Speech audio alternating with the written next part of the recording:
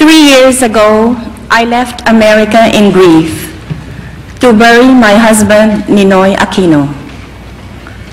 I thought I had left it also to lay to rest his restless dream of Philippine freedom. Today, I have returned as the President of a free people.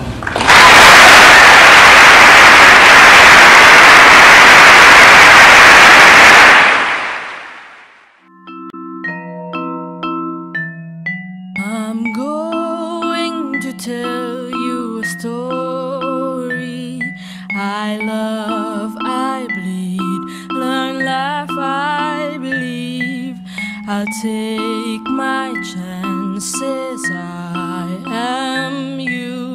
I'll tell you this story, I give you my story, so I can live, live, live. I can live, live, live.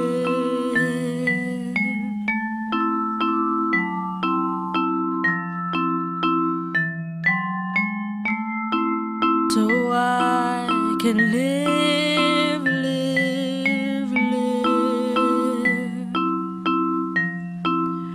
I can live, live, live.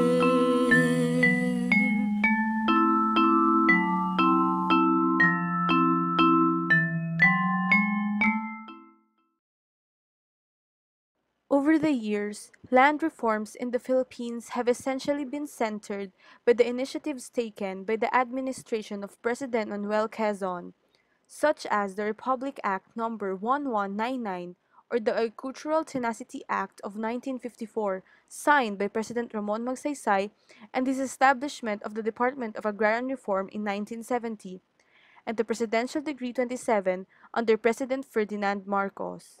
Under Corazon Aquino's administration, the 8th Congress of the Philippines passed the Republic Act No. 6657, also known as the Comprehensive Agrarian Reform Program or CARP.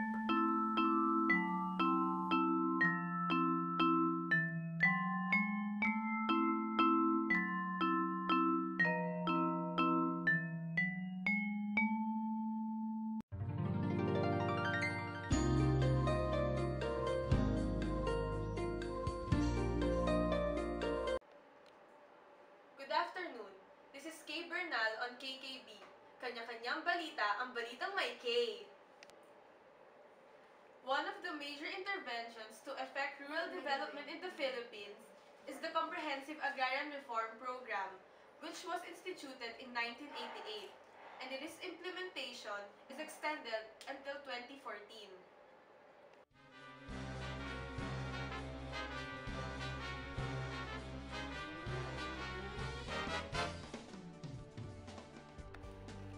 Today, we are going to talk to one of the most respected in the field of law when it comes to agrarian reform, Attorney Molino. Good afternoon, Attorney Molino. Welcome to KKB. Kanya-kanyang balita, ang balitang may K. To start off with, we would like to know, what are the objectives of CARP? So basically, CARP of 1988 is intended to provide more equitable distribution and ownership of land and for the settlement of landless farmers in their own agricultural states. It also covers the protection of subsistence fishermen rights, especially of local communities, to the preferential use of communal marine and fishing resources, both inland and offshore. The redistribution of lands are regardless of the crops produced for farmers and regular farm workers who are landless, irrespective of tenure arrangement, to include the totality of factors and support services designed to lift their economic status. Lastly, it will give formalization of land ownership and use right through the issuance of land titles. If so, what are the type of lands that are covered by this law? Specifically, lands that are of the public domain in excess of the specific limits as determined by Congress, and all lands that are alienable or disposable of the public domain, lands owned by the government, and private lands that are devoted to or suitable for agriculture.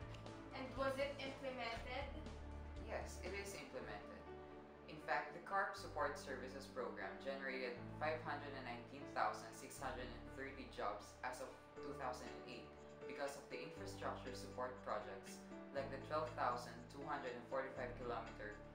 farm-to-market roads. The communal irrigation project, which covered about 212,549 hectares, bridges and potable water supplies, as well as rural electrification, school buildings, and many others. So, what do you think are the major reasons that block the complete implementation of CARP? Mainly, it is the time it takes for the government to formalize the land ownership and the issuance of land titles to the farmers and farm workers. In fact, to this day, about 1.1 million hectares are backlogged for distribution. Before we end, do you have any thoughts regarding CARP in relation to our country's economy? Land reform in the country is essential in our economy. Studies on economics development reveal that high inequality in a society tends to hinder progress and put more constraints in economic development because of social political honors. Thank you, Attorney Molino, for spending your time with us. You're welcome. It's a pleasure to be on our show. KKB, kanya-kanyang balita, ang balitang may K. This ends our segment, CARP on the Line. This has been Kaye Bernal on KKB. Kanya-kanyang balita, ang balitang may K.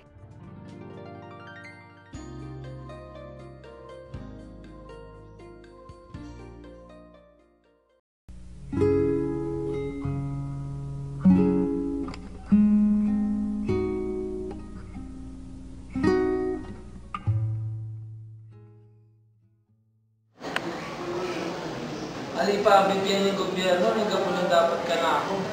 Nano na mangyayari kanyan, patsi mawala yung visa nini. Paano rin sa kanamin? Agwa ko pa ba ako kuwaring gabin ko?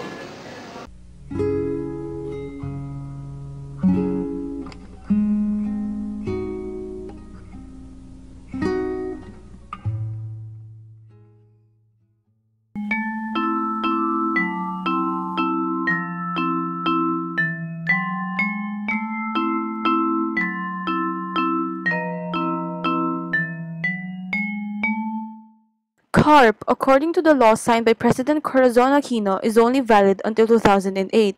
And so in 2006, agrarian reform peasant organizations and advocates lobbied Congress to pass a law that will extend CARP's funding to complete the land acquisition and distribution component of the program. In August of 2009, Republic Act No. 900, or Comprehensive Agrarian Reform Program Extension with Reforms, was enacted by the Philippine Congress. It was then able to extend CARP and also receive an additional funding of 150 billion pesos until 2014. CARPER! Isa pa taas! CARPER! Land unit dealers, pass the CARP extension now!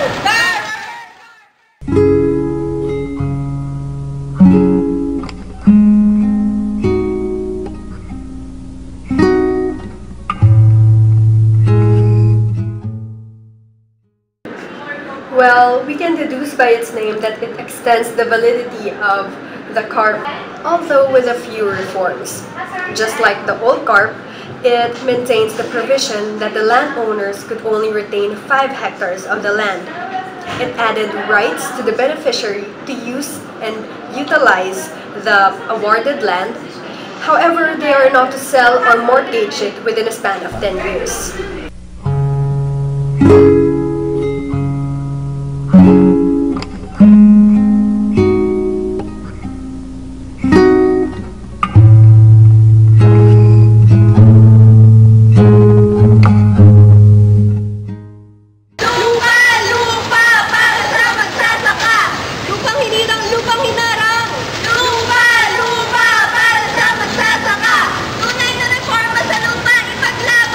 Lupa!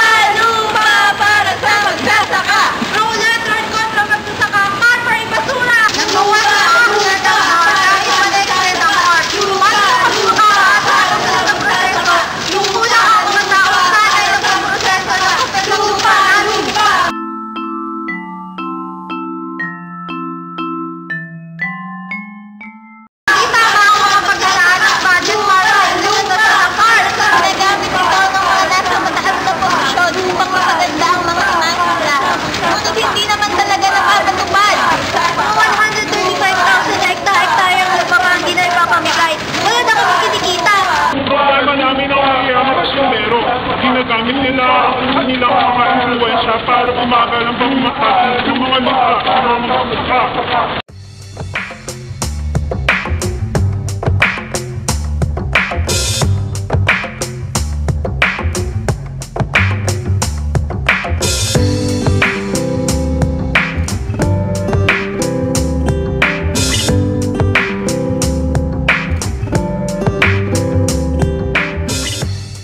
Today, I should like to reiterate that the Tarlac Development Corporation, the owner of Hacienda Luisita, expresses its readiness to place the hacienda, which has a total area of 6,100 hectares and is under cultivation by about 7,000 farm workers, under the operation of the CARP.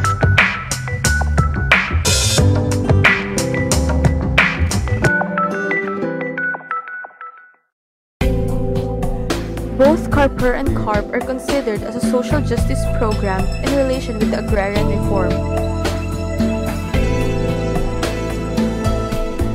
They are trying to implement equity measures so as to address the centuries-old injustices for those few who monopolize land, for those who are without land and are therefore subjected to peasantry. CARP and CARPER should not end with the distribution of land. If this law really aims to provide equality and to economically raise the state of the farmers and farm workers, they should also be concerned with and provide access to infrastructures, facilities, institutional developments, technology, and finances for those concerned to start right and help better the economy of the country.